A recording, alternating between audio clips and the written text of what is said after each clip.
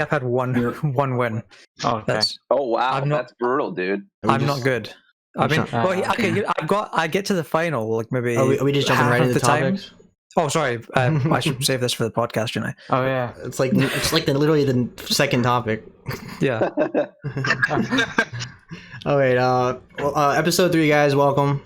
I don't really need to say any introductions in terms of like any news or notes or anything like that. So, let's just start with introductions for everybody. My name's Sebastian. You can follow me at LittleSeb93. I'm gonna go in order by the Discord this time. It's just easier for me to, so I don't make mistakes or anything like that. So let's start with Dory. Introduce yourself. You've already made a mistake. You chose me. Hi, my name's Dory. I go by she/her pronouns. You can find me at dclaire192 on Twitter. Cool. Fran? My name's Fran. You can follow me __Francesco_P_ on Twitter. Always makes me laugh. Never fails. Every time. Yes, every time. I love it, Fran. James?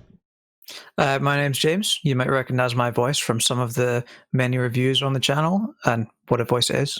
Am I right? Yeah. But yes. You can follow me on Twitter at Untitled Smithy. Cool. And finally, Mitch.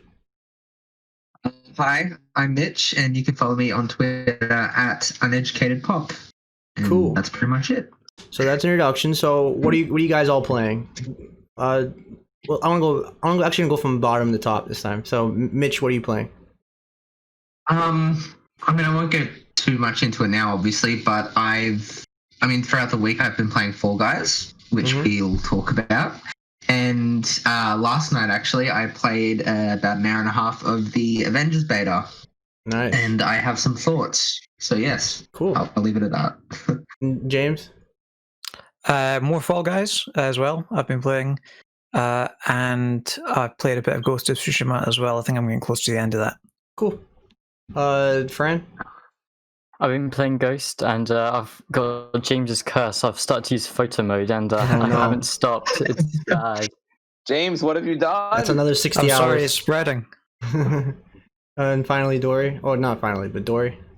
Yeah, I've been playing Ghost a little, and then I also played Fall Guys when it came out, but I haven't played it besides. And I've also been playing Kingdom Hearts 3 and trying to finally beat the secret boss. Nice.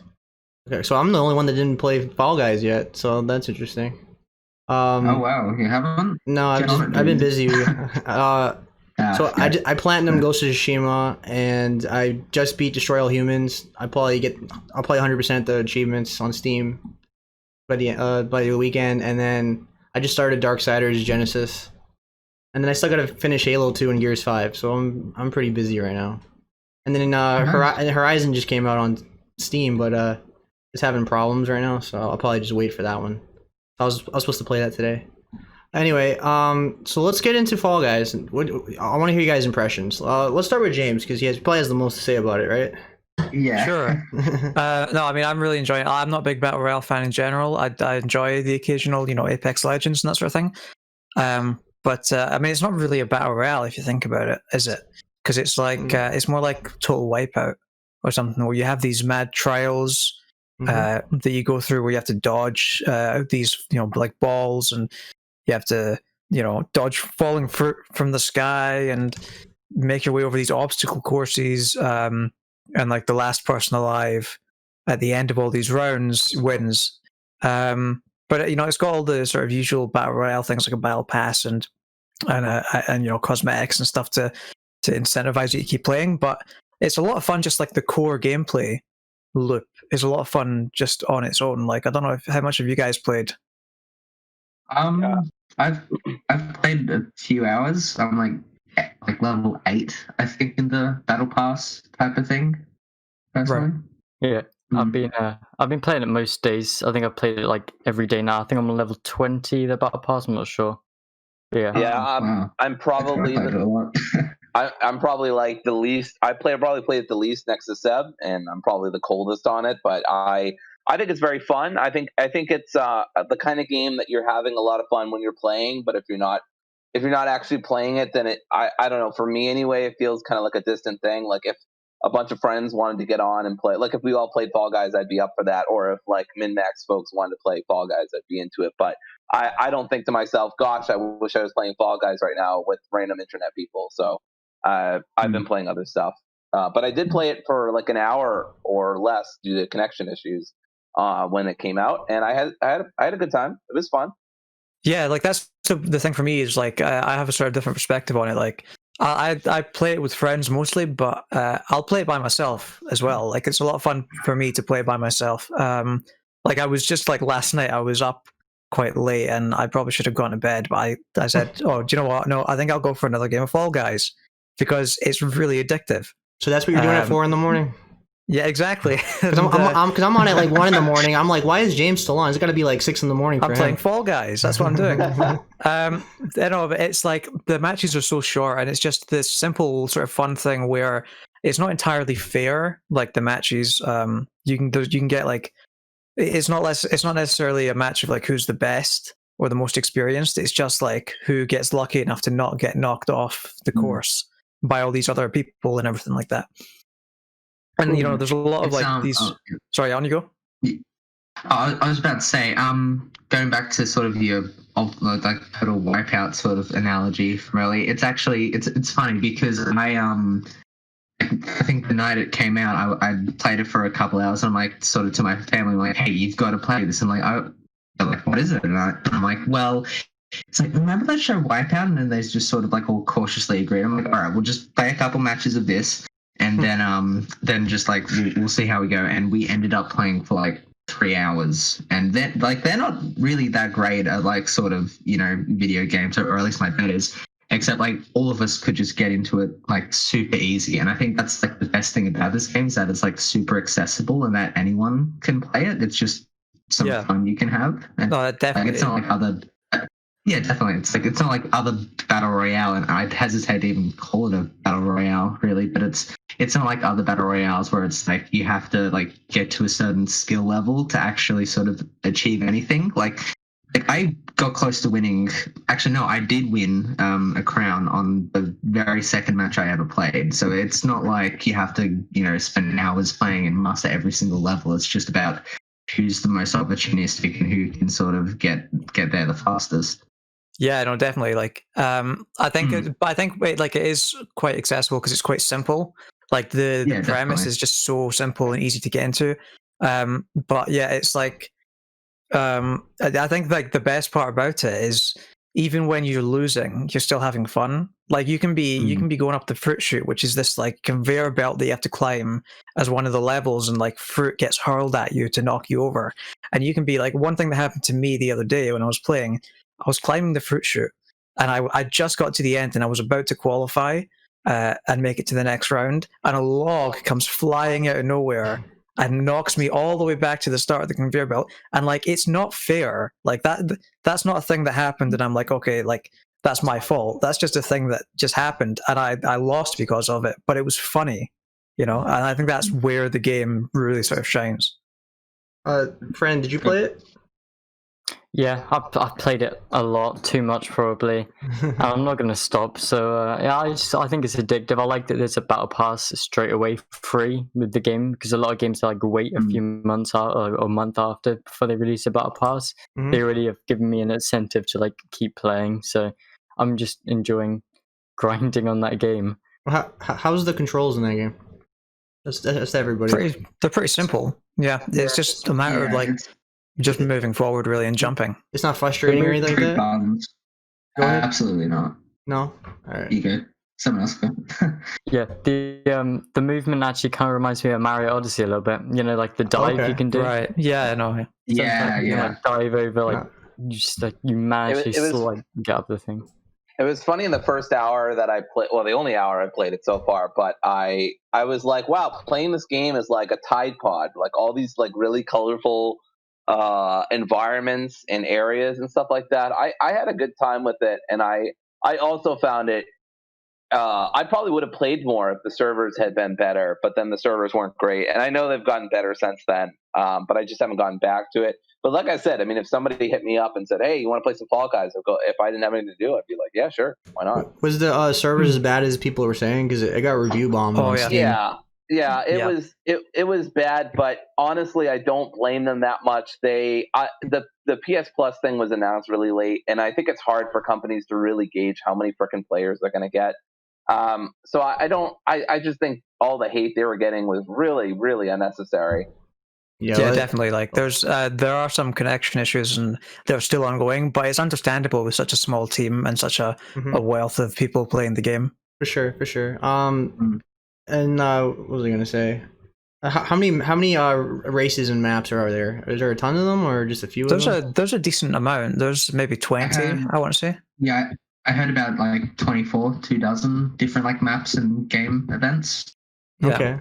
And there's some that are dedicated to like the first round or two, and there's some that are dedicated to only the final round because of the amount of players they can hold. And do you get to like pick your character, or do you customize them, or is it random? You can customize your character. Like, there's a lot of customization options in like the battle pass and stuff with a lot of these really cute costumes. Okay. They're really like. There's a lot of like, you can dress up as like a hot dog or a pigeon or something like that. It's very fun. Yeah. And do they have like clans or groups or anything like that, or is it just random people? Or no, I mean, you can squad up in groups of 4, but that's really all. Okay. You guys have anything else to add, or? I mean, I think that the PS Plus idea was smart, maybe a little too smart. I think sometimes smart people outsmart themselves, to quote System of a Down. So I think that they what a reference! Like really did a great job of promoting this game, and I'm really happy for the team that they're so successful. Even if I'm colder on this game than I think other folks here are, I still think it's a good game. It's fun. It's good. It seems like a solid game, and I hope it only gets better. Fran, what were you gonna say? Sorry. I think it was Mitch, not me. Oh, was that Mitch? Yeah. I was just gonna say, can we take a moment to sort of like just talk about how great their Twitter page is and the market or the like PR that comes from that? Yeah, that's a lot of fun. Yeah, they've got a really cool community manager on Twitter over there, making a lot of funny jokes. Too. Yeah. Do you guys think it was a good idea to put it on Plus right off the bat? Yeah, no, definitely. Like, I think it's that Rocket League thing, you know, where they did the same sort of thing where they put it on PS Plus and it blew up, and like they got a lot of people in the door that way. And I think it wouldn't have the success that it has now if they hadn't put it on PS Plus. It was trending on Twitter, and I really don't think that would have happened without PS Plus. Yeah, no, exactly.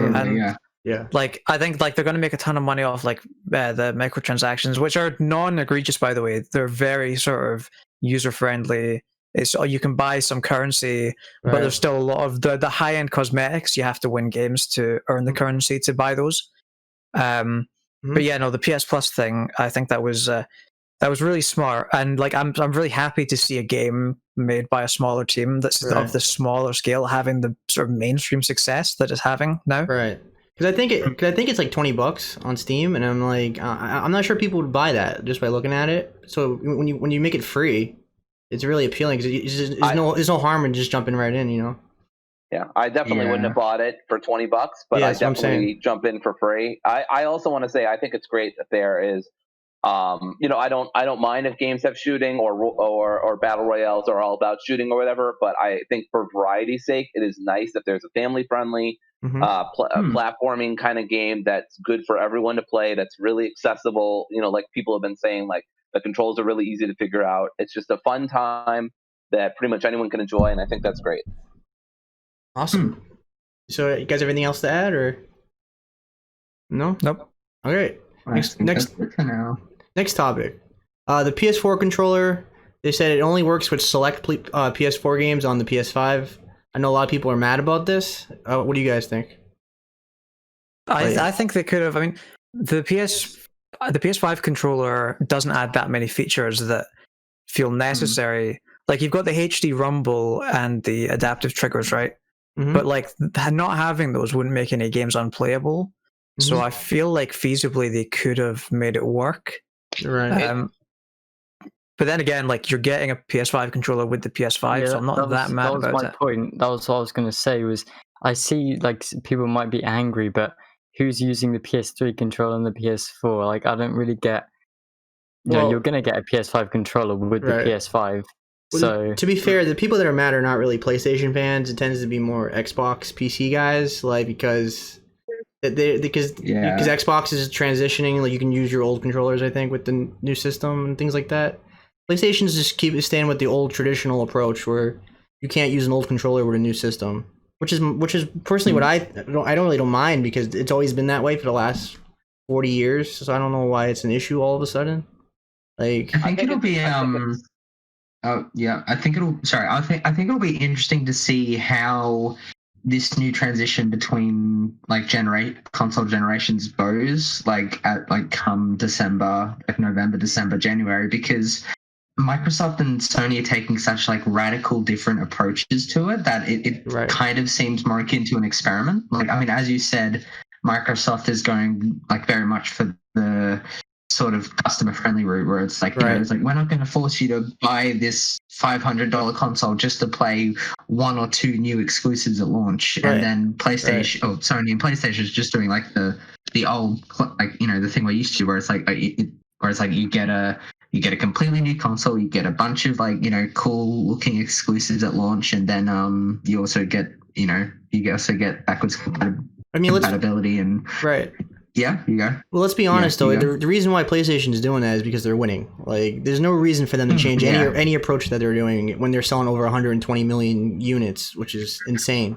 That's like, that's almost PS2 levels we're talking here. And like, Xbox is obviously in last place, so they have to be a lot more consumer friendly. And I get the different approaches, but Sony's on a victory lap. Xbox is sort of on the back foot at the moment, so they have to make some big splashes. But Sony can just sort of, they have the space to do those sort of tried and true marketing strategies. Absolutely. I think they've just built up the goodwill, right? Like throughout all the certainly there can be criticisms of Sony and PlayStation, but I think they've built up a lot of goodwill among their consumer base for a lot of the games that they've released, even though some people are definitely still upset about backwards compatibility and stuff. I definitely understand like why, to a certain extent, why people are frustrated. I mean, I think overall you're looking for a new experience, and so it makes some sort of intuitive sense, right, that you're going to mostly use the PS5 control with the PS5.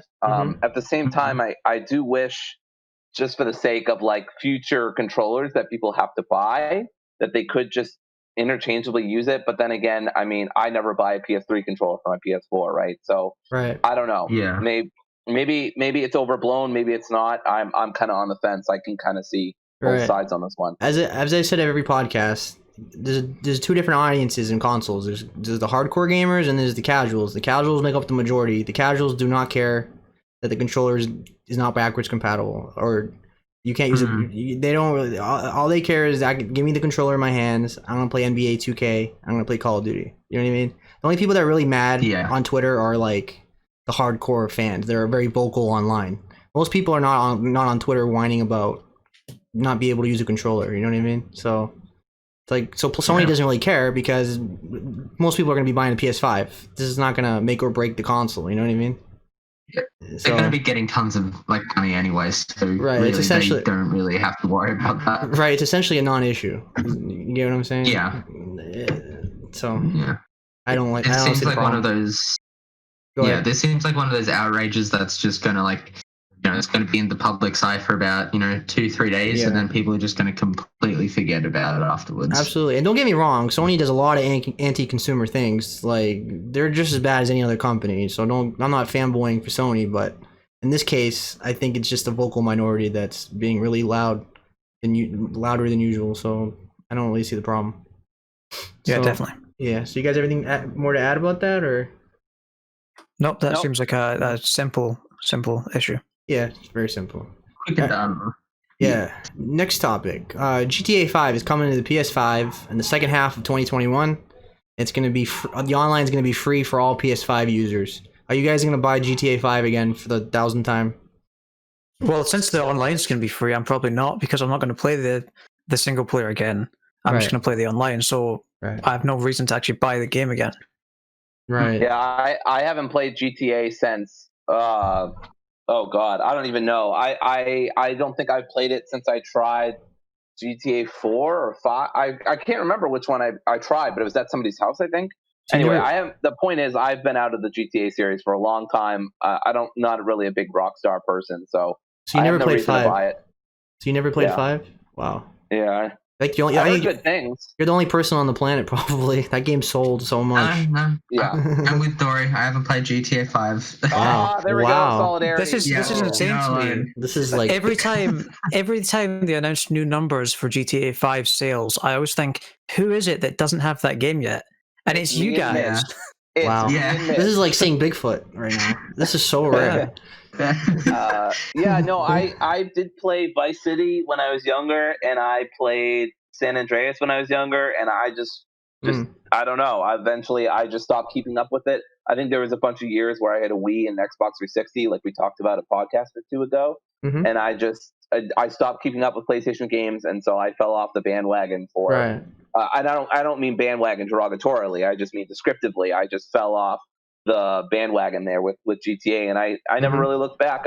It's just not a game series that I'm super interested in. I find some of its themes kind of aggravating, and I don't like Rockstar as a company. So, I have similar crunch criticisms for a lot of companies, but Rockstar is pretty egregious. So, I don't Gotcha. know. It's Sure. just No, not that's for fair. me. That's Yeah. fair. But if you guys haven't played it, I would 100% recommend at least the campaign. I never really got in the online, so I couldn't really comment on Yeah, that. me neither. I didn't find the campaign particularly memorable personally. Yeah. But I did. I have played over 1,000 hours of the online, so I'm a big fan of that. God, Yeah, I'll definitely be checking out the online myself, but like when it becomes free. But Sure. yeah, And that's probably see myself. getting it's a campaign, smart move. Sorry, it's a smart move in that regard as well, because it'll get absolutely. more people to try it, and it'll get more people in that ecosystem to keep its success going Right. and stop it from dying out. Absolutely. I mean, the only thing with me is like I'm a PC gamer, so I'm like, is the PS5 version really going to be as good as the PC version? Is it going to be? Are they just totally remastering it, or I don't know, like? I didn't really see anything. Based on what we know about the PS5's hardware, it very well could be the same as the PC version. Probably, yeah. But I'm just wondering if they like remastering it, or is it just a port? Like That's an upscaled You know, port. That's a good question. Do you know if it has ray tracing at all? Like, I don't know how the PS5 is going to handle ray tracing, like such a big open world. Yeah, I and don't- everything going on, but I doubt they'd put effort into putting ray tracing in a PS3 game. yeah. But but no, I mean, it'll be. I don't know, man. I don't know. Yeah, it'll be interesting to see. Yeah. Yeah. Yeah, so Mitch, I would recommend trying the campaign at least once. I don't know if it's as memorable as the other story modes in the other games. Like, Definitely not. I think San Definitely not. Andreas is my personal favorite story, but it's still worth playing if you haven't played it yet. So Yeah, I mean, like the only GA game I have played is Simpsons Hit and Run. Jesus. No, but yeah, And that's the best one. Oh heck yeah, that's my favorite absolutely. GTA game. it's a great game though. That is my favorite Absolutely. GTA game. yeah, spent hours in that. Yeah. That's a good game. Yeah, but no, I've definitely seen it like on sale for like, $10, $20, and I've been like, like many times I've been tempted like, oh, I could buy it now, but then when I saw, this announcement and the fact that it'd be going free for PlayStation 5, I'm like, I'll just hold on to my money, But yeah, I'm definitely like interested to check it out myself. Yeah. Yeah. Did any of you guys play Vice City, or you guys ever play that one? Yeah, I played feel- Vice City when I was a teenager or something. Around when it came out, because I had a PS2. I think it was for the PS2, right? Xbox and PS2. Yeah. Yeah, so I really enjoyed that game, especially the radio. I listened to music on it a lot. But I definitely enjoyed it. I think I got close to the end, but I couldn't quite beat the last few missions. I was getting stuck. I'm not sure how I got away. Well, actually, no, I do. My mom was pretty lax about video games when I was younger, so I don't think she cared that I had it. I might have also gotten it from a friend or something. I can't quite remember, but I remember I had the CD, but I didn't have I don't think I bought it at a store. So I think I got it from somewhere, but I don't remember where. Right. Making some back alley deals, probably. I like Vice City because it's not too far from me, because it's based on Miami. I'm only like an hour. Really? Yeah. I'm only an hour north of Miami, so I'm like, it's like home. That's what Florida's like. No. Fran, you played Vice City? Yeah, it's my favorite GTA game. It's your favorite? Wow. Yeah, it's the one I've played the most. I don't really. It's a great game. I've never played 4, and I don't really get involved with the online of 5. And I just thought it was the only one that I properly got into, and I remember writing down the cheat codes on the back of the box and stuff. Yeah, it was pretty good. Yeah. Did any of you guys used to write the cheats on a line paper and just like summon tanks and stuff? Or just Fran? I think I did. Yeah, I think I did. Yeah, that was the best part. The cheat sheet. Yeah, I miss cheat codes. I was just about to say that. I miss cheat codes too. I wish they'd bring cheat codes back. You know, I very briefly, I just want to say I wish Destroy All Humans had cheat codes. Okay, that's it. Okay, that's the one plus side to that. Especially since in the original one, I used the cheats to get the platinum, and you just get unlimited health, and just made the game a joke. See, that's what I mean. Oh, yeah. Okay.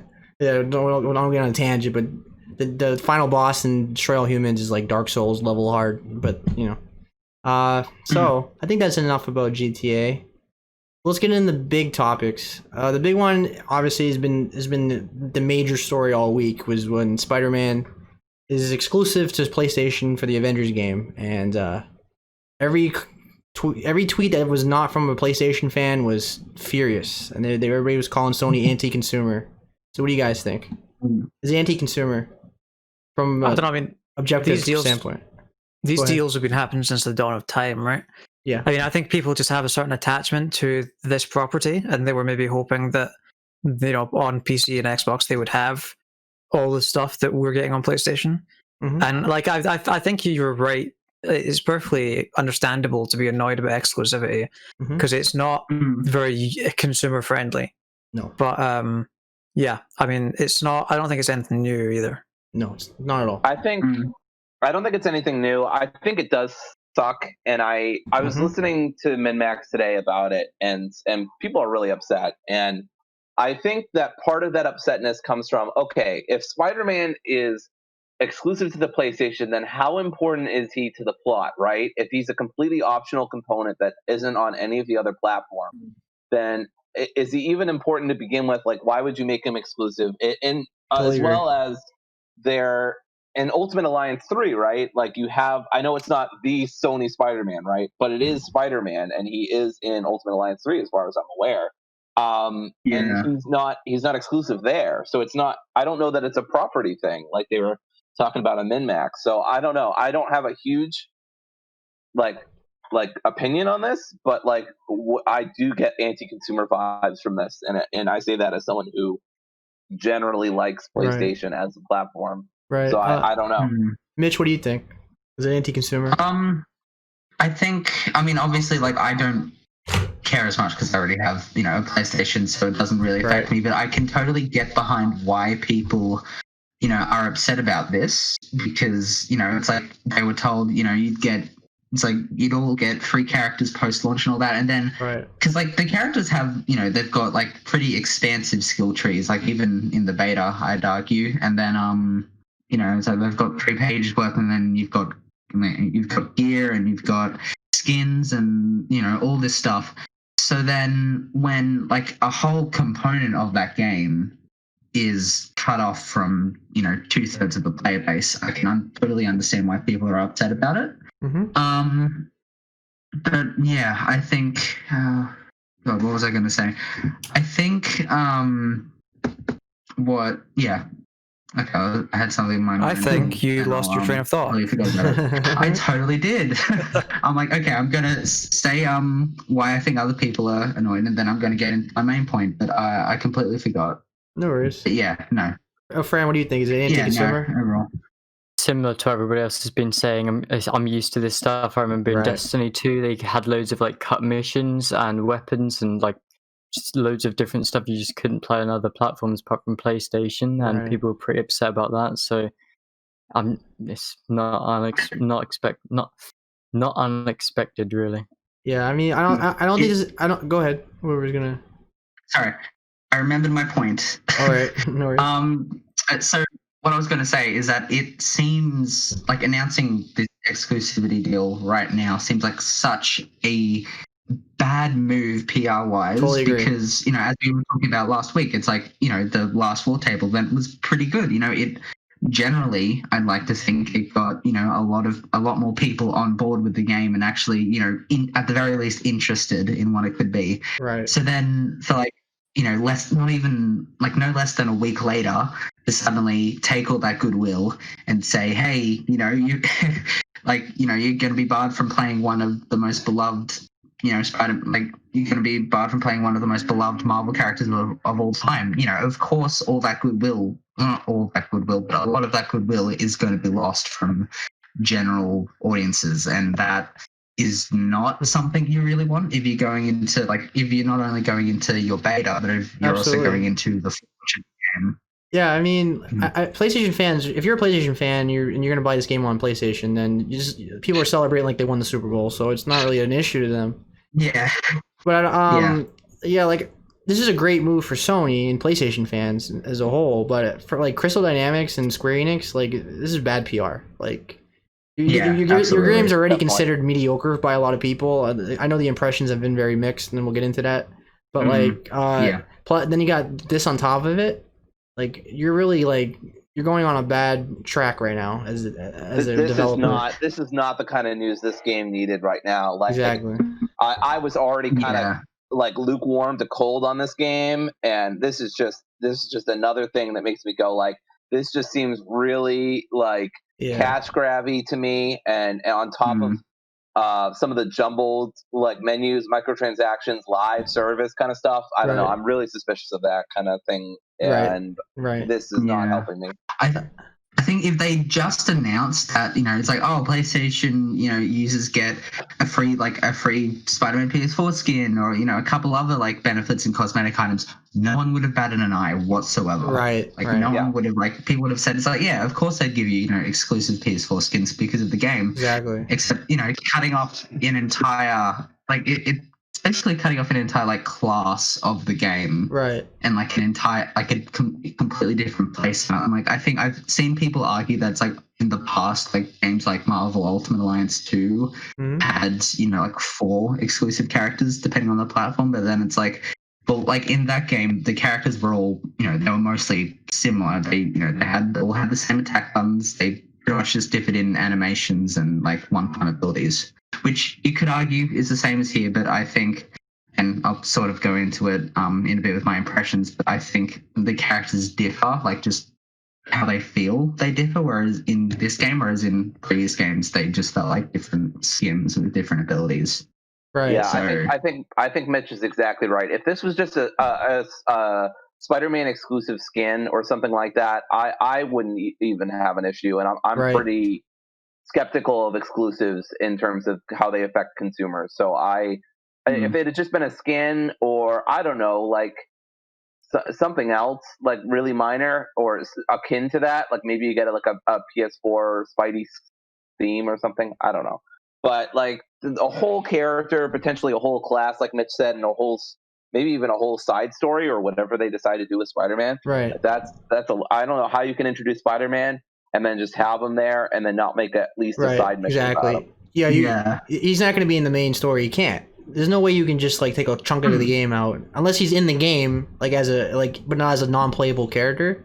He's just in cutscenes and stuff. Maybe that's how they're doing that, or which would be. But I don't think so. Be weird though. At the same time, I don't think so. Though. I think it's just going to be basic mission. Yep. Yeah. Sorry. I think if they want to get some goodwill back, I wouldn't be surprised if they sort of, half backpedal and it's yes, the character is still you can still only play him on PlayStation, but everyone can still access his side missions and side content and get all that. It's just so it's you can't play him, but you can at least sort of experience it with him. Yeah. It's just not only is he a character exclusive, but the character. Spider-Man's the character. He's the flagship character of Marvel. He's the highest selling superhero in the world, in terms of franchise. Yeah. So that's why a lot of people are pissed too. If I don't know, if some obscure character was exclusive, I don't know if people would really be mad.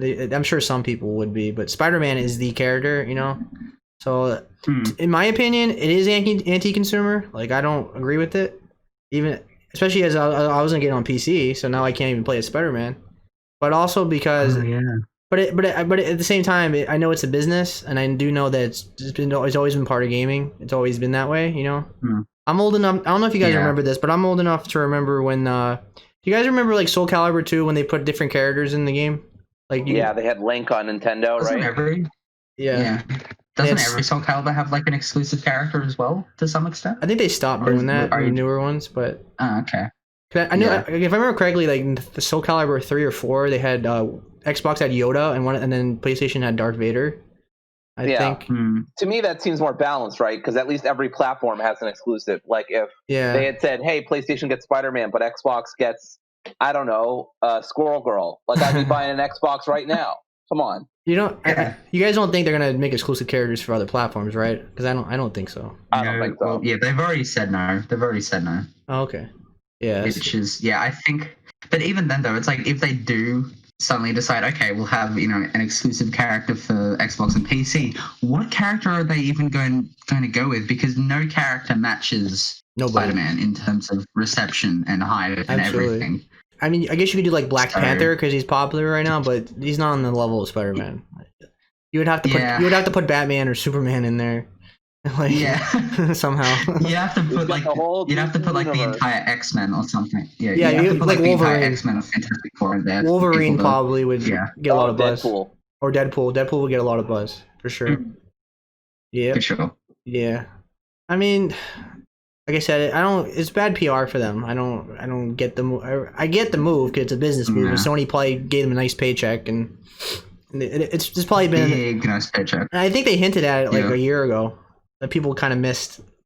They were saying they confirmed that PlayStation would get exclusive content, but I mean either I just completely missed the sort of hint, or because they just said exclusive content. They never said, because like the impression I got was like, okay, we might get like the occasional odd mission or maybe some like exclusive cosmetics, which we are also getting with PlayStation Plus. But no, I never expected. I don't think anyone really expected like a full character. Like I remember seeing like rumors and leaks a day or two before the official announcement saying Spider-Man's an exclusive character. I'm like, no way they would do that. Like no way. And they did. Right, and not only the Spider-Man exclusive, but like imagine all the costumes you can get. Like that game has so many costumes, So you can get like Black Spider-Man and like like his symbiote costume and things like that. Oh, that'd be awesome. But it is one of those things, I guess. But I think it's quite funny. They released a trailer earlier today of like a montage of all the things you can get on PlayStation that you can't get on other platforms, and it's kind of like they're rubbing salt into it. They know what they're doing. Sony knows what they're doing. Jesus Christ, that is so like tone deaf. Well, Sony they probably had it ready before the backlash. But then again, they probably should have known there'd be backlash. No, honestly, I think the marketing for this game, like up until these war tables, has been so piss poor that I have no idea what they're doing. Sure. Like, no one has any idea what they're doing. Like, there's still people who aren't sure what type of game this really is. The thing is, this problem. This deal's probably been in place for a year now. You know what I mean? They're just they were just gonna wait till a month ahead of time to announce it. But Sony's always been petty. Yeah. Sony's always been petty. Sony's the king of being petty. I mean, just look at 2013. That's all you need to look at. If what I've been hearing about the beta is true, then it might not matter. Yeah, absolutely. So let's get into the beta. Mitch, I think you're the only one that played it, or right? Yes. Okay. Yeah. So I only got about an hour and a half in last night before the servers had issues, so I couldn't really progress with matchmaking or anything. But I think overall impressions, and this is only like after playing the 8-day mission and like one of the 2 hero or story missions they have. I think it's like it's fun. I had fun whilst playing it. But actually I have a whole pros and cons list actually, so I'll just sort of go through it. Cool. I think Troy Baker is as Hulk. I think I love whatever Troy Baker does.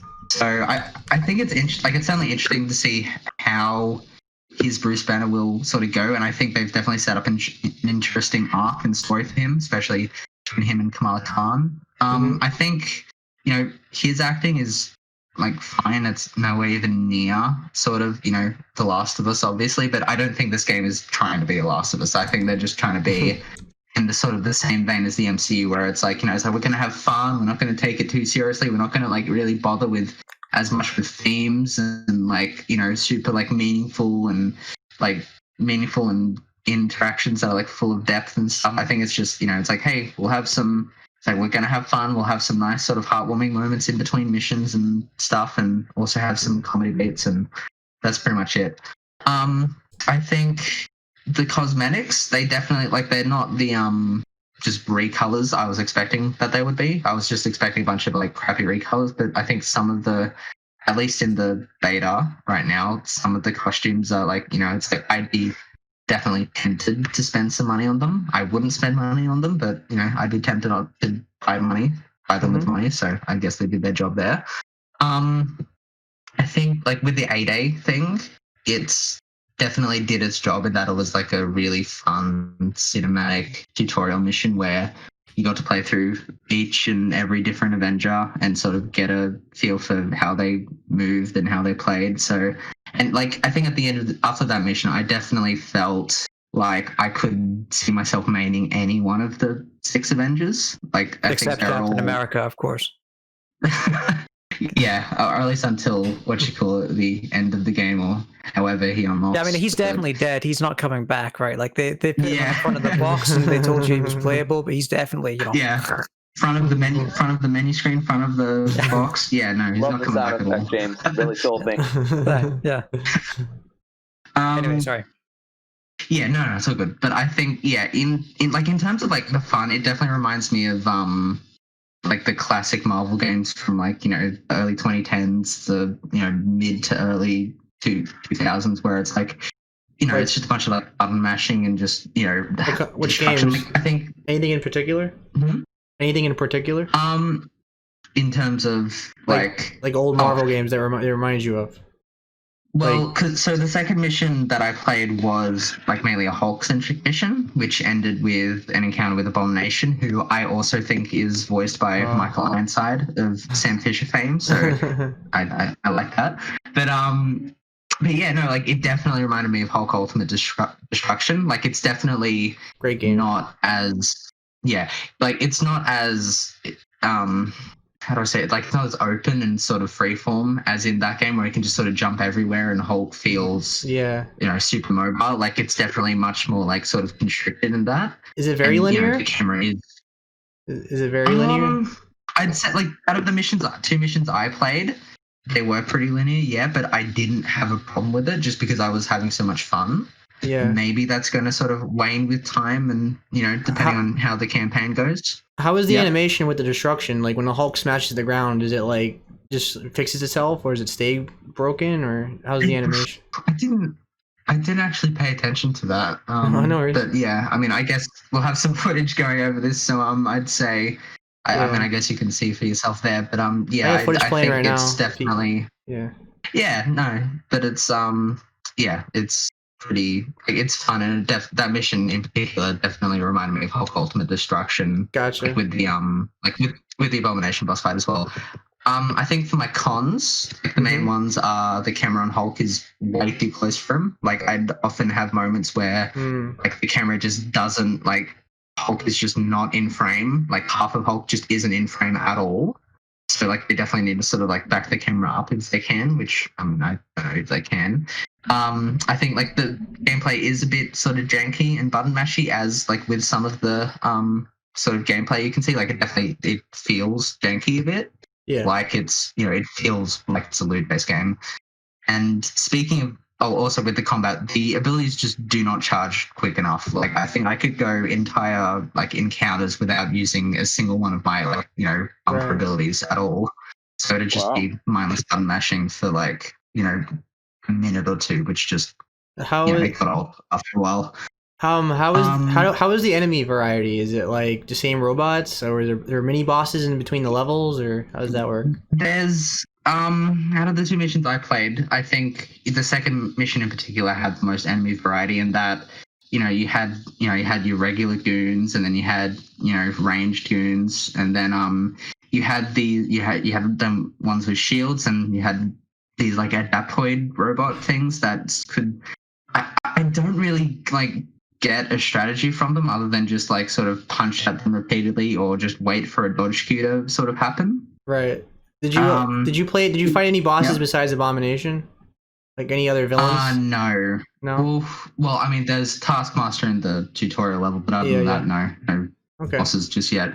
But also, I think one thing I just thought of is that so Vince Napoli, who did God of War, is also doing the combat design for this game. And I think one of the best things I found in God of War is that it had that sort of those arrows around Kratos that sort of point towards, okay, there's an enemy in this direction and there's an enemy in that direction, and then like it goes purple if someone's about to shoot at you. Like, it was great combat design. Mm-hmm. This game just does not have that, and I think it's definitely a missed opportunity because there's so many enemies. There could be so many enemies on screen at once that you can just you can get attacked and you just wouldn't know at all. So the camera's a big problem then, right? I would say it's a big problem, but yeah, it's definitely one of those cameras that is noticeable and will frustrate you at times. It looks like they're trying to be cinematic with the close-up. Yeah, it's definitely like going for cinematic, which I don't think it should. Like, it's one of it's a beat 'em up game essentially. Yeah. But I think the main thing that conflicts with that is the gear, and it doesn't like it. Feels like if you guys played a Ghost Recon Breakpoint, like how the gear in that was just so pointless and didn't add anything to the game other than like just needless and pointless stats. Like, that's sort of what it feels like. I equipped like multiple pieces of gear throughout my playtime. I felt no difference. Like, I didn't even know like what differences were being made. I just sort of clicked on, it's like, okay, it has like, it's got a higher power level than this one. I guess I'll equip it, or it's a different color or rarity. Like, I guess I'll what kind of stats are in the game? Yeah. Like, what kind of stats? I think, God, I don't know. I think it's like it's the basic strength, defense, ranged, and then there's like. I don't mean to throw like detailed questions. No, it's totally fine. It's good prompts. But yeah, the gear just is not good. It's pretty pointless. Like, I think hence why you have like the hold, this button, equip the best gear option. I just don't think it's like, unless like until you get, I reckon until you get to like the late game where you can like actually build high tier equipment sets, I don't think the gear has any place in it at all. So it's just cosmetic then, really, mainly. Yeah, basically. Or even then, it's like you don't even the gear doesn't even affect appearance. It's full skins. Yeah, so it's just cosmetic. Yeah. I don't mind. Yeah, so like I don't mind the fact that the gear doesn't change appearance as much, but I do mind the fact that I don't even know what I'm doing when I equip a new piece of gear, and like the UI definitely doesn't help that. The UI is like for the gear screen is pretty bad. Also, I think just like one sort of the final small criticism I have is that Kamala's voice actress, she's just not selling it for me. There's like a few scenes where I definitely like the character, and I love I really like the direction the character is going in, but I just don't think the actress sells it 100% of the time, unfortunately. Right. And how who plays her? Sorry? Do you know who's the voice actress for that? Do we know? I don't. I don't know her name off. I don't think it's Ashley Birch because I remember. Everybody's looking it up. Yeah, Sandra Sad. Podcast content. Sandra Sad. Sad. So she's in Fallout 76, Rage 2. Yeah, how is the other voice actors? Is it the voice acting fine, or how? Let me put it this way. The voice acting's fine. I think the voice acting's fine. Like it. Yeah. Go ahead. I think the voice acting's fine in the sense that it's like, as I said earlier, like they're not trying to win any awards. They're trying to achieve this giant pool of depth and sort of they're just basically trying to emulate the MCU and its tone and its feel, which I think if you're looking for I wouldn't say a bargain bin MCU, but if you're looking for an alternative to the MCU, this is definitely it. They don't sound like Chris Evans or Robert Downey Jr. or anything like that, right? No. I think that as I said, I think Troy Baker's if he's given the right direction material, I think he could knock it out of the park as Bruce Banner and Hulk. He is the perfect actor to sort of like highlight that sort of damaged sort of psyche and personality and the internal struggle. I don't know if they're going to go in that direction though, which kind of sucks, but I guess we'll just have to wait and see. Does he do the Hulk voice? Troy Baker? Like, no, I don't think he does, but he definitely like lets out. There's like this scene, you have the scenes where he like transforms into Hulk and he sort of like does, like, I think it sort of transitions from, you have like Troy Baker's voice and then like saying run, and then you have the Hulk's voice that says run, so they kind of like sort of Joel smash, Joel destroy. Joel smash. Bruce Banner, like in the levels I've played, Bruce Banner has a beard, so he basically looks like Joel just in a purple plaid shirt. So apparently the voice actress is Sandra. I'm gonna probably mispronounce this, but Sandra Sad. We already said it. Sad. Yeah. Yep. I think it's interesting, like the Avengers like movies. It's like an all-star cast and everything, and I feel like they kind of tried to replicate that with the game. Oh, they totally did. Absolutely. Yeah, absolutely. It's a shame about Kamala though, because she was the most interesting character from the previews and everything that we've seen. But I think, in my opinion, the thing is it really an all-star cast if like they use the same voice actors in every single game? So, like, is that really unique? Like, how many? They're always together in every game. They're some of like the most prolific voice actors in gaming. So I'd say like it's a different field, but yeah, I'd say they're definitely like a quote unquote all-star cast in that sense. And just because like, Troy Baker, I know Troy Baker from any of the hundreds of games he's been in. Same with Nolan North, same with Laura Bailey and Travis Willingham, all that sort of stuff. Well, do you believe it's them when they're talking? Like, do you know it's them when they're talking, or do you get like you just think of the character? You know, because what I mean is like when Will Smith's in a movie, I always see Will Smith. It's Will Smith. I think Black Widow.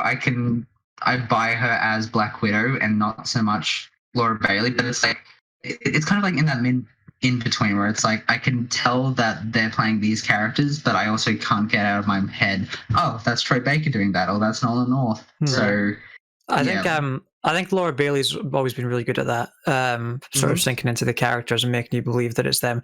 But then, you know, Nolan North and Troy Baker, they do a lot of games where they just sound like Nolan North and Troy Baker. Especially Nolan North. That doesn't surprise me a lot. Yeah. So, Mitch, does it hit the Uncanny Valley as much as people were worried? I know you've only played an hour and a half, but at least in the time that you spent, is there a lot of Uncanny Valley, or is it just not a big deal? Like in terms of art direction and appearance, it definitely, I guess that's another one of my complaints, is that the art direction is so, like, you can tell, like, there's some characters that you can tell, oh, that's made by Square Enix, and then you look at other character designs, like, that does not fit in with this world at all. And like none of the enemy designs or characters pop in the environments at all, which is kind of bad when a lot of your enemies are wearing bright yellow. They just do not pop in the environments, which is kind of iffy. Like I'd often like go searching around in like a battle arena or whatever just to find the last enemy for me to progress through the level, which is not necessarily what you want.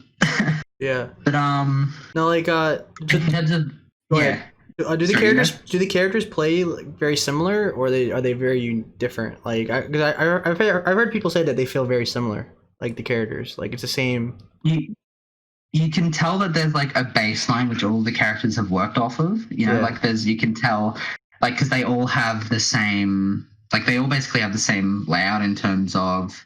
Okay, they've each got a dodge, some variation of a dodge, they've each got, a light and a heavy attack, they've each got a ranged attack. Right. But I think it's what they do with their abilities and just how, because like I think Hulk is definitely like he's the tank of the group, and he has like this ability where if you hold down R2 or something, he basically just becomes invincible and regains health, and with every new punch you like increase in damage, that sort of stuff. So he's definitely like a character who he's a tank, he goes forwards.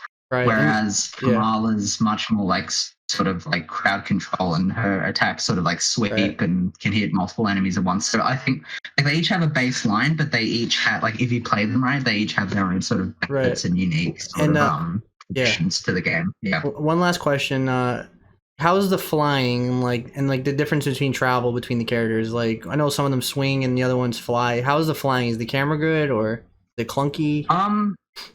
It's basically just Anthem. Like with Iron Man's flight, I didn't like really play around with what's his name, Thor's flight. But yeah, Iron Man's flight, like as I basically got it like straight away. Like definitely took a bit to sort of get used to with the camera and aiming and all that. But yeah, like I wasn't crashing into anything, or I wasn't sort of like, where am I going? Like it definitely controls well. But the main problem is just like in how you transition between like, you know, hovering and flight and going back on the ground and then attacking enemies. That feels a bit clunky. So when you say it's like Anthem, is it like, do you just mean it controls like Anthem, or does it have that same sort of like satisfying sort of like sound design and everything that Anthem does? Oh no, Anthem definitely has the like overall definitely has the better flight. But I think like in terms of how it controls and feels, it definitely just feels like they took what Anthem did. Right. Just not as refined and good. But yeah. Okay. And finally, do you recommend it, or are you still on the fence? Like, how do you like overall? Like, how do you feel?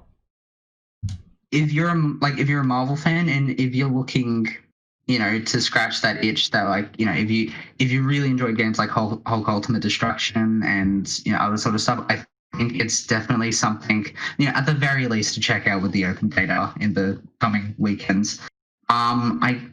If you're looking for like, you know, a brand new like sort of loot-based experience, I do not think this will be for you, just because the loot is not as integrated into like the actual gameplay and how it feels as much as they've sort of led you to believe. Yeah. Could all change as, you know, because I only play like 2 campaign missions, so I haven't even touched, you know, multiplayer and war zones yet, so it might very well change them. But yeah, with what I've experienced, it definitely feels like it's going for a like sort of like that's, I wouldn't say like a single player experience, but it definitely seems to be going for more for the Marvel side of the game than less like with the game, like the game sort of side of it. But yeah. Yeah, cool. So I appreciate you sharing all that and doing all the work for us. Yeah, appreciate that. So we got to move on now. So we're heading in about an hour now. So let's get in the state of play now. The state of play, it's not like gonna be a long segment just because it wasn't really the greatest state of play. It was, I think most people overall viewed it as like mediocre, but we're gonna go through. Wait, the state of play happened this week? I don't remember. Yeah, we're gonna go through every. You might have forgotten it already. I don't. Yeah, we're gonna go through every game, but not every game is gonna be a 20-minute segment, so it's not like. So I don't think any of these are gonna be 20 minutes. Exactly. So if we hit 20 minutes on this, I'll be really impressed. That Godfall segment in the actual state of play felt like 20 minutes. Yes. We'll go in order. So the first one is Crash 4. Like, are you guys excited about this game, or? I mean, I might give it a shot. But yeah, maybe not my cup of tea. I wasn't a big fan of the Insane Trilogy or anything like that. Oh, finally. Yeah, I wasn't either. Platformers have not, and I said this on the live reaction, Seb, but platformers, I've not aged well with them. I just don't do them very well, and I get really frustrated after losing over and over. So I like Crash, and I'm glad that this game is happening. Mm-hmm. But I mean, I just have not had good experiences with trying Crash lately. I don't think I can spend another $40 on it. Right. But I mean, I'm glad it exists, and I love the art style. Looks great. I'm glad you can play as Coco. The gameplay looks good. I mean, I'm sure it'll be a great game. Mm-hmm. Fran, what do you think? I'm probably not going to pick it up. I've always been a Spyro fan rather than a Crash fan. I've never really gotten into it that much, so yeah. I probably won't be getting it, no. Mitch? You know, as Dory said, I think the art style looks great. So does the gameplay. Like, it definitely looks like a much more fluid and modernized version of the Insane Trilogy. But yeah, I do not see myself picking this up full price. Like, I see myself picking up like maybe like half price, a third of the price. Like, I mean, unless it gets like wide critical acclaim and it's like, oh, this is like, you know, the bee's knees and all that, then I might consider picking it up. But right. Yeah, like Crash is one of those games I just sort of revisit occasionally for like, you know, a quick level or two and then sort of pop back like up for a while. Like, I enjoyed the trilogy, but like not the first one because I don't think the first one ages well. But the second and third one, when they added more features to it, I think it was pretty good. Yeah, but this is not a game I'd buy day one. And Crash 2. This is a game. I don't know about you guys, but like there was that bit where they were talking about cosmetics, and I think they said there would be no microtransactions or anything. Am I right in thinking that? Yeah. Yeah, no MTX. Yeah.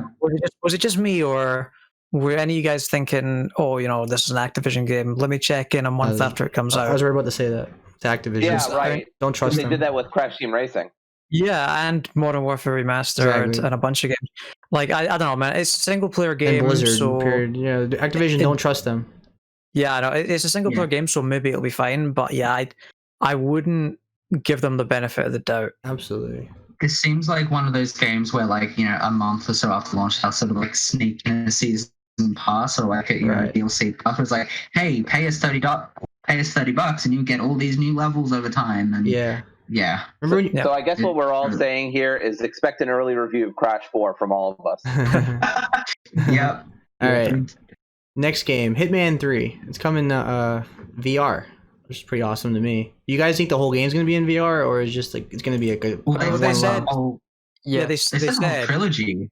That's what they said. Yeah. The whole trilogy? Yeah, the whole trilogy. Yeah, they said the whole trilogy is going to be in VR. I didn't know that. With Hitman 3, you can play, I think they're called the Legacy levels, and you can play all of the levels that you've like bought from Hitman 1, 2, and 3. Oh, wow. Yeah. Yeah, isn't that a thing they've done in Hitman 2 as well, where you can play the Hitman 1 levels? Yeah. I like that model where it works really well with that type of game, I think, where they've got all these levels and they can just carry them over to the next one, and it's sort of like a service rather than like a sequels. The only thing is, like, having the newer like games haven't really sold that well with this new model they've been doing with their timed new episodic model. The seasonal. Yeah, it's not really. It hasn't really aged well. I mean, not aged well. It hasn't sold well, I don't think, right? I mean, the second one like changed in direction. Like there was a lot more levels coming out with the game when it came out, rather than having stuff come out after. So they responded to some feedback. Okay, I never played the second one. I only played the first one. Go ahead. Sorry, I gave the first one a shot. It's not my cup of tea, but I am genuinely intrigued to try the VR mode because that seems like a lot of fun. Absolutely. If there was any game that I wouldn't have expected to go VR that I would try in VR, it was probably this. I mean, these games are a lot more goofy than the older ones. These seem to like more sandboxy, where you just can do whatever you want, like come up with creative ways to kill people. The other games are more linear. Go ahead. Yes, I have no idea how they're going to implement. Because, like, with Hitman and stuff, it's like you obviously have, the typical, like, okay, you throw the PlayStation Move controllers over the person's neck to strangle them, and it plays an animation, and then there's, like, for things like, all right, so say out of the Hitman 1 levels I played, there's, like, this mission where you have the option to basically poison this dude's cocktail or whatever and poison him and all that. So I have no idea how that's going to work in VR. Like, is it just going to be like a cutscene that's played out right before you, or do you have to like actually with the PlayStation Move controllers just like do a prescribed animation? That'd be cool.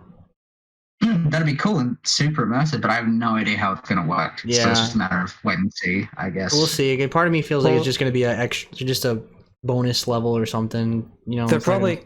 Go ahead. They're probably going to bring it out with a bunch of peripherals, like the PlayStation Move Garrote, and you can use that. Yeah, just got the PlayStation colors all along it and stuff. All right, I gotta move this on. Next one this was a big surprise actually, because Fran and I thought it was like, and Dory, we all thought it was going to be like Elden Ring or something. It was actually Braid. It was kind of a weird announcement, like totally unexpected.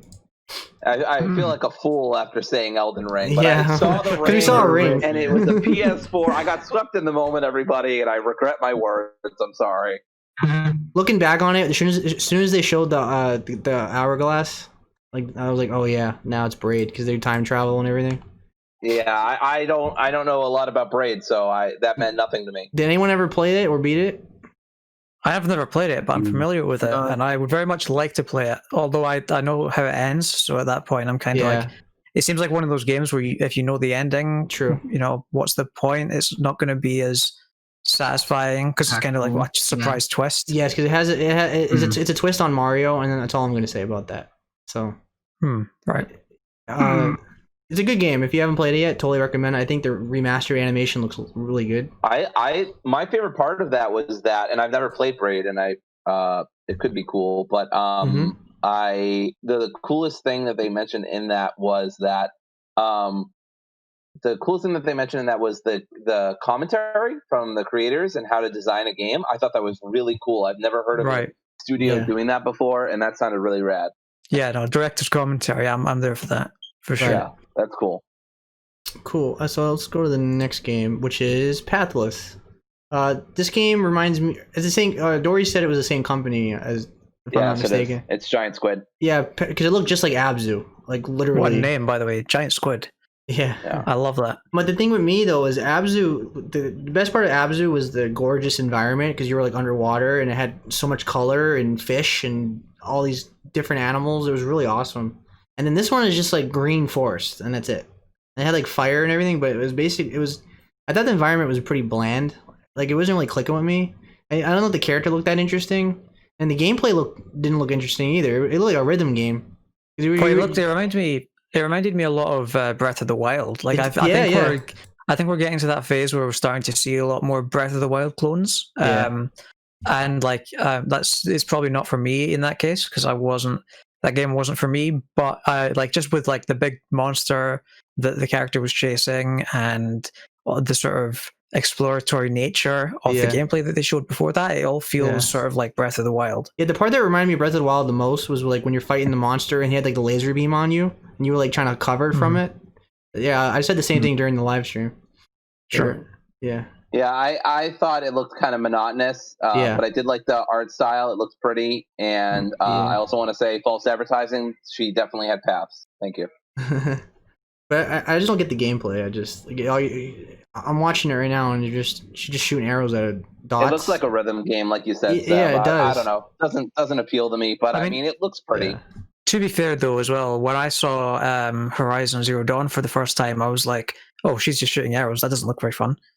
So you never know. I mean, not to this extent. This is just this is literally just running and shooting squares. But sure, maybe. Who knows? Right, it might be satisfying to shoot the bow and arrow. Who knows? Maybe, yeah. I don't know if you guys are gonna be interested. If there's no haptic feedback, then how can it be satisfying? I don't understand. Yeah, you better feel it in your hands. Yeah. Next one, Spelunky 2. I don't know if any of us have a lot to say about this one, but Spelunky 2. I never played the sequel. I do not like the first one. Making a sequel though. Don't like the first one, so that's all I'm gonna say about that. I feel like it's a bit like Minecraft 2, except they can get away with it because I guess they didn't update the first game like they do with Mojang does with Minecraft. Yeah. But don't get me wrong, like this game has a very passionate fan base, so not every game needs to be for me. So it's not a bad announcement in that sense, objectively. So let's go to the next one, which is Genshin Impact. No, this one was the literal. This was anime Breath of the Wild, right? Yeah, the literal Breath of the Wild. Yeah, I was gonna say just anime I Breath kept of the Wild. saying, like, as we kept going, like, I was like, wow, oh no, this really looks. Well, I remember the outrage when it was first shown. Yeah, people said the same thing. I had never seen it before, so when you said it looks like Breath of the Wild, I was like, really, does it? And then when you started watching it, and as we kept going, I just was like, oh wow, this really looks. The reason why is because the grass and the color scheme. Just the anime styles as well. Yeah, like yeah. I mean, I honestly I wasn't when I realized that it was kind of like Breath of the Wild. I was like, all right, I'm out. But no, I mean they kind of brought me around by the end. I thought it looked really interesting with that big what was it, like a lion thing or something like that? Yeah, I don't know. Like I'm not like a big fan of Breath of the Wild or anime, but at the same time, it did look kind of cool. I mean, it doesn't. That's the thing. It doesn't look bad. It just looks like Breath of the Wild. Like, you know what I mean? Sure. I think before we move on, I think we forgot about Aeon Must Die. I don't see it on your list. Yeah, I was gonna say if I forget any game, let me know because there was so many like indies that like went fast, like really fast. Like they didn't even transition. The interesting thing about Aeon, story. Yeah. I was about to say the whole thing. It's funny that you excluded Aeon because it's got such a story of creator differences and legality and people being real shitty. Yeah. So I don't know. I just thought maybe that was worth talking about, but otherwise, Sure. No, I don't. Are you informed on that? Because I'm not. I haven't read into that very much. But maybe you could. I've read a talk about it. little bit. As far as I know, there were complicated legal issues where management was taking advantage, being manipulative and abusive towards their employees, and taking advantage of certain copyright issues. I'm not like 100% informed on it, but I've read a few tweets and stuff like that here and there. And the general sense I've got is like crunch, management abuse, a lot of manipulation, basically like people not getting paid for their art projects, like really bad stuff. Yeah, and like I think most of sorry, Seb. I think most of the staff like they quit in what's the word I'm looking for? Sort of like a strike sort of thing in June, right? And the publisher straight up stole the IP. Right. That was the main story. Yeah. I saw that like literally this morning. I made the list yesterday, so that's why I must have just forgot to put it. Yeah, Focus Home released a statement on that earlier. Saying that's right. Yeah, so I was saying that it was mostly on the developer company, I think. So it'll be interesting to see how that evolves and what happens with that. So the next So the next one is Anno Mutationem. This is like, I know it's weird, but this is like one of the few games that like looked kind of interesting to me. I think this was the one that looked kind of like a beat 'em up. And you got to, I don't know, you got to beat up dinosaurs, or I can't remember exactly what was going on in it, but it looked like a really cool kind of beat 'em up. Yeah, it kind of looks like a roguelike in a sense, but it's also doesn't. It's really weird, and I think there's like, I mean, I'm looking at the trailer now, and there's like this one scene where it's like you've got this like red sea with crosses everywhere and like sort of haphazard positions, and I just got major like end of Evangelion vibes from that. So I have no idea. So I have no idea what the hell's going on there, but yeah. Do you guys know? Is it Japanese or is it in a Western? Yeah, so it's an enticing cross-gen indie game from Chinese studio Thinking Stars. Oh, okay. Because I also forgot to mention that I think Genshin Impact is also a Chinese developer. I believe so. It's very anime, so I doubt a Western developer will go with that style unless they really like sort of. Yeah, you never see anime. that. Yeah. All right, next one, Bugsnax. All right, I mean, come on. Bugsnax is so good. I love the song. I love the art style. This game is so heckin' ridiculous. I don't think I'm actually gonna buy it, but I just love just how fucking weird this game is. Like, it's just so weird, and I love it. Yeah. Honestly, go ahead. Oh, sorry.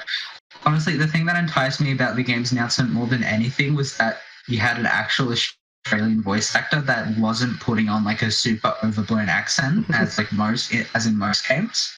It's like, it's like it definitely had a bit of it definitely had a bit of a stronger accent than say me, but it's like, oh, it's Australian. Yay, I'm not going to pick up the game, but that's cool. The characters remind me of Sesame Street Muppets, like looks. Yeah. And then the little characters. Like, so that same. Yeah, and the little like bugs walking around with the eyes and everything really reminds me of Banjo-Kazooie. And like during the live stream, I said it reminds me of a Nintendo 64 game. Like this screams like 90s platformer that I would play when I was a kid. So that maybe that's what they're going for. Go ahead. I need to say this quick, otherwise before the gamer police show up at my door. But I don't think it looked that fun. I mean, I'm sorry, right? But like, it is that first person sort of thing. It looks kind of clunky. I know it's an indie game, right? I ironically like it. I don't really like it. Yeah, I don't know. I just don't know how it's going to be to play. It looks a little. Yeah, no, it doesn't look that messy. I think it looks. I just love how audaciously weird it is, but I'm not going to play it. And also, the first player stuff reminded me of like Pokemon Snap or something like that. I don't know. It does. Yeah, it just reminds me of a Nintendo 64 game. It looks just like one. Yeah. So. I was going to say. I have a kind of theory that it's going to go like not really dark, but I feel like they're hiding something from what we've seen so far. Oh God, please let it be like one of those games that looks cute on the outside, but on the inside is a horrifying secret. It's a whole metaphor about depression. At the end of both trailers, so like all the trailers we've seen so far have been in the day, and then at the end of all the trailers, or the two trailers we've seen, is gone night. and there's just been like these weird creatures and stuff. So I think there could be like some kind of spin they put on it, and it ends up being like a horror game or something. So basically, it's Dying Light, but with Bugsnax. Yeah. So it's basically the PlayStation equivalent of like the bait and switch that like Sausage Party initially had. Where where I never watched the movie, but it's like I think everyone watched the trailer where it's like started off all like fine or whatever, and then it's like you just got to I forget what it was, but it's like this. So that trailer was just like singing, and then, one of them gets their head smashed in, and then one character wants revenge for the whole game. That trailer was really funny. The movie wasn't very good at all. Right, so I think that's like some great marketing. But I saw it in the theater actually, and that was pretty awkward. Yeah. I won't get into what happens in it. It's not. Let's move on. Yeah. Next one. Vader Immortal coming to the PlayStation VR, which is a really great game, by the way. Anyone play this, or probably not? No, I haven't heard anything about it actually. Like, I haven't either. Sort of thought it was one of those. I've heard it's quite good. Yeah. It's very good. It's one of the best VR games. It's probably the best Star Wars VR game. You feel like a legit Jedi, like because the lightsabers feel really fluid in your hands, and the Force powers feel really good. Like it's probably done. It's done the best job to this point of a Star Wars game in VR. So I 100% recommend it. I mean, do you know what? Is this is it published by? It's not published by EA, is it? Let me check really quick. I don't think it is. I think it's because I think that's interesting because I think it was pre the purchase, right, or something before they bought it. Was it? No, it wasn't because it didn't come out that long ago, did it? No. It came out like. It came out in November of last year. Did it? Yeah. It was longer than that. A little before then, actually, but yeah. Yeah, you're right, last year, yeah. So, I mean, that was... This is, it's from ILM Lab, which is like Lucasfilm. So it wasn't from EA. I'd love to know... like, specifically what the EA actually, Star Wars deal looks like, but also how they got around that. Yeah, that's interesting. I guess because Lucasfilm's company, because it was exclusive for Oculus, I think. Right. Yeah. Yeah. So I think that was like part of the deal, something like that. Oh. They probably made a deal like a couple years beforehand, and then they made it for a couple years. Yeah, I think that's what it was. I could be wrong though, but this makes sense. All right, next one. Control DLC. Is anyone interested in that, or? I haven't played Alan Wake yet. Alan Wake. I need to play Alan Wake before I play that. I'm on episode 4 of that right now. Alan Wake. It has episodes? Yeah, it's like 6. The 6 of them. Oh, like chapters and stuff. No, like, literally, it ends like an episode. It will say next. It will say like next time on or previously. That's pretty cool. Yeah, that's pretty cool. Mm-hmm.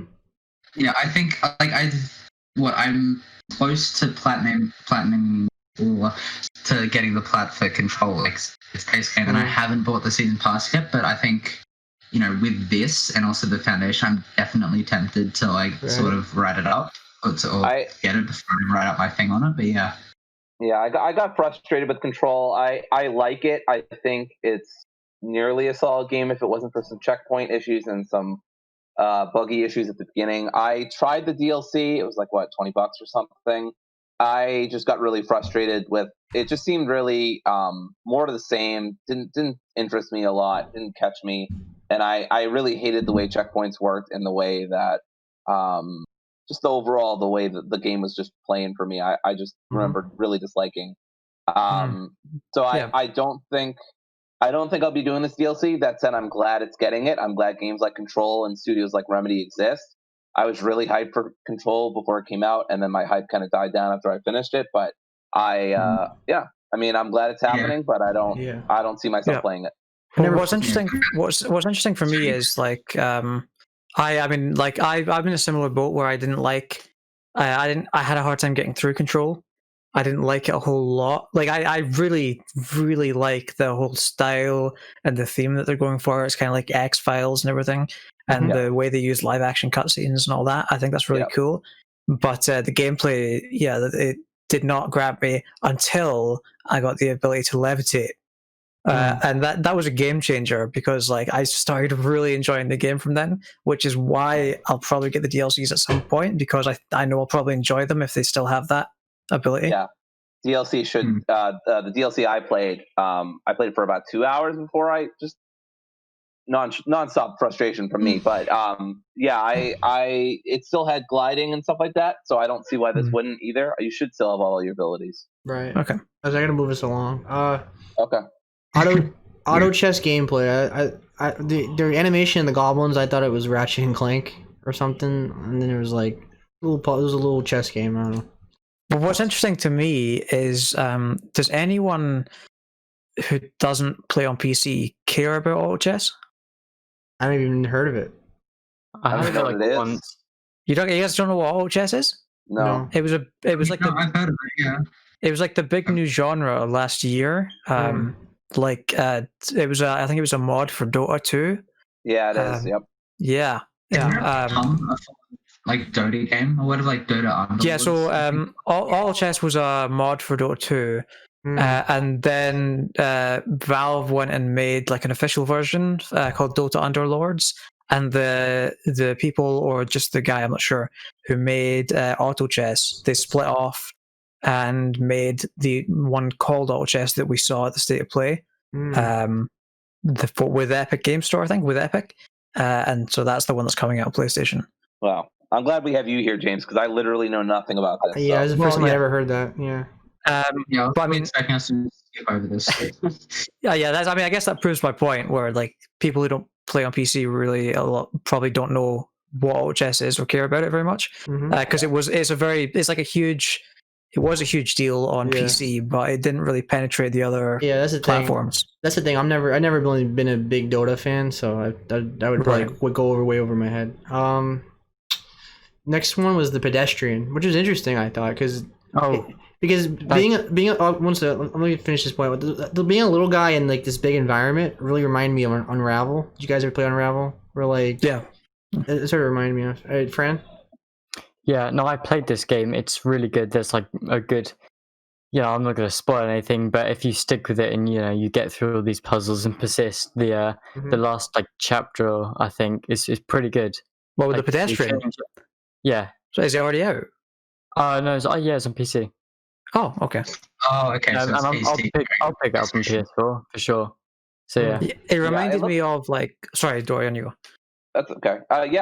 It looked really interesting to me. I'm not a big puzzle person, but if the puzzles are intuitive and simple enough, but still rewarding, it's really I'm a hard person to please when it comes to puzzles. But I wouldn't say that it looked simple, but slick and fun. I had never heard of it before, so I'm glad to have it on my radar. I don't know if it's like maybe $10 gets really good reviews, or $20. That's the thing. That's the kind of game where I'm looking through like games of like, oh, what's an easy platinum that I could get? Oh, this is a good puzzle, and let me try this puzzle game. You know what I mean? Yeah. I get it for $5. What were you gonna say? Well, yeah, it reminds me a lot of. I mean, it's not the same, but it reminds me a lot of like Superliminal and that game that I was talking about last week, Maquette, where it's like it's kind of like one of those puzzle games where you have to like mess around with the world and stuff around you. Like, and I'd like that sort of concept. So I'm definitely interested in that. Yep. You guys have anything else to add, or no? It looks cool. Yeah, it looks pretty interesting. I'm horrible. I think that was one of the. I think that was one of the more interesting games of the State of Play. Definitely, for sure. All right, next two games are our PS5 games. The first one was Hood Outlaws. We thought Fran thought it was might have been Assassin's Creed Valhalla, like right in the beginning, because it had like Nordic characters. Yeah, I started to think it was like some off-brand one. When they came up with the with Focus Home Interactive, I thought it was like Chivalry 2 or something, because aren't they publishing that? Yeah. Yeah. So like, but I mean, yeah, I don't know. Do people? I guess. Sorry. Do people like Robin Hood at this point, or have we had enough of it? No, we're done with that. I love how they've taken out the Robin, out of the Robin Hood, just because it's like we're kind of back into that 2014 phase of like, no, like we're redoing, childhood, well, not like fairy tales and stuff, except it has to be like dark and edgy and brutal and bloody, and we can't have like all these like silly sounding names because people are going to take it seriously. Like, it's Robin Hood but gritty. But he bad guy. I think it looks kind of cool. I don't know that I'm super interested, but it was revealed to be a PvP. It's like For Honor, like versus environment thing. I don't know what the heck that even means, but the plot is dope. Look, y'all, you get to first off, heists are awesome, so I'm excited for that. And then you get to buddy up with your friends, and you get to do heists. And you can rob the government, which I'm definitely not saying you should actually do, but I'm just saying that in the game it's awesome and might feel a little cathartic for some of us right now. And like literally, you could rob the treasury. Like, I don't know. I just read that and I was like, this sounds awesome. But I don't know if it'll actually be great. Just the concept alone, like I love heists, so I think this sounds exciting to me. But the gameplay might be, crap. I don't know. Yeah, I mean, definitely get what you mean, Dory. Yeah, I mean, like, let's be honest, right? When you think of morally ambiguous characters, you don't think of The Last of Us Part 2. You think of Robin Hood. You think of Hood, not Robin Hood, James. Get it right. I'm sorry. You're right. Hood. You think of Hood. I'm not gonna lie to you. When I think of Robin Hood, I think of the Disney one. So yeah, man, that's exactly why they took out Robin. Yeah, that movie awakened an entire generation, Seb. With his short shorts. I'd love it if they were marketing the game like a sort of Batman really gritty thing, and then it just turned out to be like the game version of Robin Hood Men in Tights. Yeah. Yeah. I could tell the game was multiplayer because every like multiplayer game loves to put like 4 characters together in a cutscene like they do. Like, you know what I'm talking about? Like, you just knew that it was gonna be a multiplayer game, and it looked like For Honor to me. The gameplay, it had like the same camera. Yeah, well, like with the 4 characters thing, it gave me like Assassin's Creed Unity vibes, like how all of the marketing for that game is like focused on like how it's like, oh, you have like, it's like you have 3 other assassin buddies, when that was a completely optional part of the game. Like, I never played multiplayer at all. I only played single player. That's curious that you said Assassin's Creed, because I said For Honor. It's like the whole trailer screamed Ubisoft, didn't it? Like that could have been an Ubisoft. Like if you didn't know, like no context, you'd be like, oh, maybe that's an Ubisoft game. Yeah, so absolutely, yeah. So let's move on. So next game is Pokemon Sword and Shield is coming to PlayStation 5. Hell yeah! Take that, Nintendo. No, Temtem is coming to PS5, it's actually a good game. It's actually a good game. Yeah, no.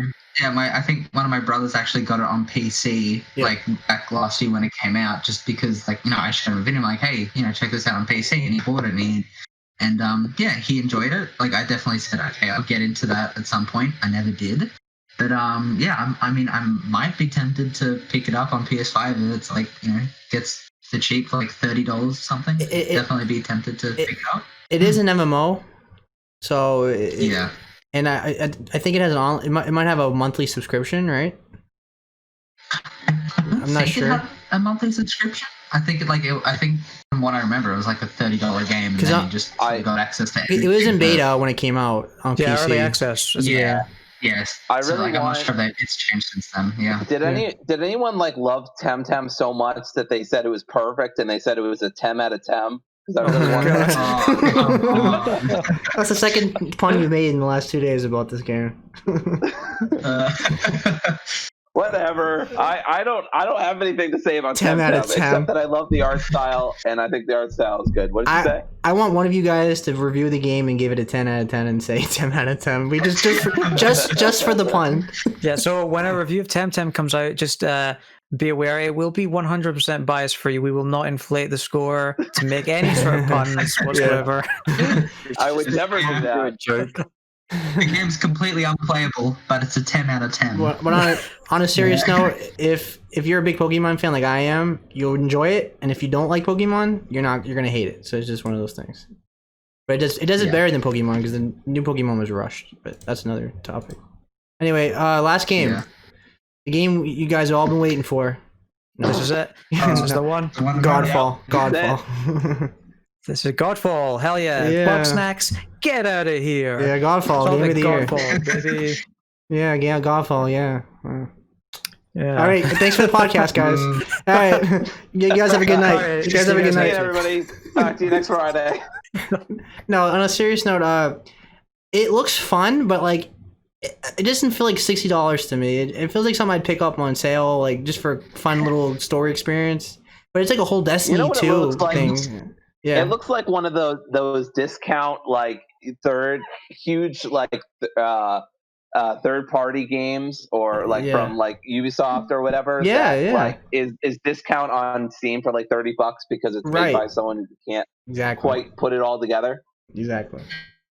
I mean, I was gonna say, it's like this just looks like one of those like really like high budget indie titles that like have just so happened to get like an exclusivity deal on console. Like it looks like one of those really well polished indie games that like gets like a really big cult following. Right. But no, it's like it's being published by Gearbox, and like it looks fun, it looks fine, and I think like graphics wise it looks pretty decent. But it's like I'm just not sold on it as much. Yeah. Really. Yeah. Not to mention, like this isn't. Yeah. Sorry, but like this wasn't like proper gameplay. It was just like all B-roll footage. Yeah. It looks. Thank you. No, it looks like one of those games. I might have said this before, but it looks like one of those launch games that looks really cool, but actually sucks. Yeah, like it looks very generic. Yeah, I mean, Godfall is like the most generic, edgy title I can think of for a third-party platform, whatever. The first trailer was interesting. I was like, "Wow, I really like this Knights. Like, this might be a really cool like concept and everything. Like, you kind of remind me of It kind of reminded me of I guess is a weird reference, but like Kingdom Hearts, where like when they're wearing the armor, I was like, "Oh, this." I was like, where is this metaphor? Because I'm a huge Kingdom Hearts fan. I was like, where is this metaphor coming from? But like the armor. Like the way they're wearing the Keyblade armor. Yeah, and like, but then they show gameplay, and I was like, oh. And then they said it was a service game, and I was like, yeah, I'm done. I'm with you there. Like, I watched that first trailer, I was like, okay, this looks pretty cool. I'm intrigued. And then it was like, oh no, it's a Destiny. Never mind. Yeah, like, is it a service game? Huh? Sorry? Because I thought I heard. It's a looter. Is it a service? Isn't it a looter shooter? I thought I heard the opposite. Yeah, like it's a looter, but I thought I heard that it wasn't a service. I don't know. Fran, Fran, you play a lot of Destiny. Is this a service game? Do you know? Yeah, I'm pretty sure like they promoted it for some reason. This is a selling point, but all the content is in the game at launch. But they're gonna add stuff post-launch, is what it looks like with this whole loot system. Is what I'm guessing. Yeah. I mean, I had a few problems with how it looked. Yeah. Just the camera was way too close. Like you were breathing down their neck. It was uncomfortable. And then the B-roll footage, it felt like that was their first take of it, and they didn't think after that, because there was so many times we just slashing the air, or they like run up the same staircase twice. I don't know. I don't know. It was weird to me that they were trying to point out how good the gameplay was, and then they were like, "Here's how to parry. Here's how to flash. Here's how to go really, really fast."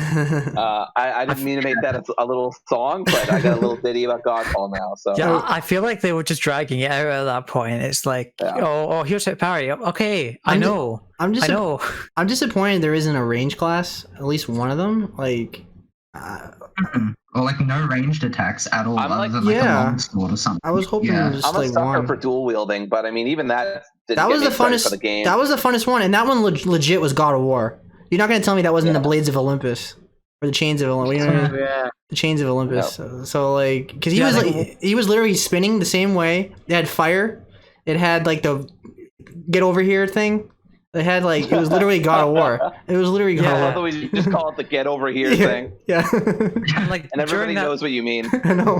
During that bit as well, when he was talking about the dual blades, and he was saying like inner focus is like a thing which inflicts massive damage in a short period of time. Oh god. And he was one step away from mentioning a giant enemy crab, I swear. This is ancient Japan. Yeah. Did anyone else's like hype for this game just deflate dramatically? I had no. I never had hype. I never had the hype to deflate. I say interest. I should say like intrigue. Like by intrigue, dropped dramatically with the PS5 reveal event trailer, because the first trailer was had some fantasy elements. I'm like, okay, let's go for a more fantasy thing. Then with the PS5 trailer, had high hip hop sort of music and techno stuff, and then it's oh yeah, look how cool we are, and it's I just got major Borderlands vibes from it felt like Gearbox looked at the first trailer and went, it's not Borderlands enough. So we're just gonna put in some high tempo music to sort of. It's called Godfall, so it's gonna be. They're trying to be too edgy. They're trying to be way edgy with it. Next, you're gonna see a hip hop song it's gonna be Mortal Kombat. Watch, they're gonna start playing hip hop in the trailer. I mean, like we were saying earlier, that first trailer, it was intriguing. They sort of had some cool stuff going on. The aesthetics are kind of cool, if a bit Warframey. But then that trailer came out at the PS5 event, and it was okay, this is a launch title. Yeah. I'm not really. I mean. I will say this. I mean, props to Sun Tzu, who definitely said strike your opponent for massive damage in the art of war. So I just want to say, I mean, at least when people are citing that, they're citing the ancient literature. Yeah, definitely, 100%. But I do think it looks fun. It's just not something I'd spend $60 on. You know what I mean? If I got it cheap, sure. Yeah, but that's the thing. That's the thing, right? I think it's going to sell a shit ton just purely based off the fact that it's a launch title and there won't be anything else to play. That's why they did that. Probably. Yeah. They're probably going to have it in pretty much all the major bundles for the PS5. They're going to have Godfall in there. I mean, I could be kind of Killers of Character with the PS4. They just had it bundled with every PS4 because it's one of those things that probably isn't going to sell well otherwise. But if it's a console launch title, that's the only way people will buy it. Yeah, I mean, don't get me. I could be totally wrong, but don't be shocked if they totally rush this game out just to get it on launch, because it sells well. You know what I mean? And then they fix it later. I think the chances of that are slimmer because I don't know. I have no source for this, so I might be entirely wrong. So correct me if I'm wrong, but I think I heard somewhere that they made it originally as a PS4 game, but then they started making it as a PS5 game at some point to make it a launch title. Yeah, I think I heard that. Yeah, I think I heard that too. I was looking at gameplay of it on the PS4. I was leaked a few months ago. I mean, you can tell just by looking at it. It doesn't really look next gen. Even the frame rate's not that great. It doesn't really. There's gonna be way better PS5 games. I think Miles Morales. Well, you can't compare them to Insomniac, but the frame rate difference is gonna be a big difference. You know what I mean? This game looks like a last gen game. It doesn't look next gen at all. To be honest with you. I'd say some of the particle effects and lighting, it looks like it could possibly be. It looks like it could either be really late current gen or really early next gen, that sort of thing. Where it's it's in that that in between state where it's I can't definitively say it's a PS4 game, but I also can't definitively say it's a PS5 game. And to be fair, the streams never really help gameplay. I haven't watched the 4K version yet, so I should probably do that, but because it doesn't do its service. Sorry, they really need a sort of a month of exclusive coverage, whether it be with Game Informer or IGN or us. Hey, we're willing to do something for content and stuff. But it's it needs some actual exposure, not just these pre-recorded B-roll footage. Because we need actual gameplay with the HUD and showing how the UI and everything looks. Because the way I see it, it's if I don't see gameplay with a heads-up display and UI, then I don't really treat it as gameplay as much. Right. Just because it feels like we're just watching some something that's pre-recorded, not something that's actually live. Right. And whoever was playing sucked. They kept running into the boss. I don't know what. Yeah. I swear they were doing that just to drag out the gameplay more. Let's really stretch this bad boy out. Yeah, and only a Dark Souls boss. I don't want to look like I suck in front of millions of people. Nah. We gotta extend this trailer. You gotta look like you suck. Sorry. Absolutely. So you guys have anything more to add about this game or?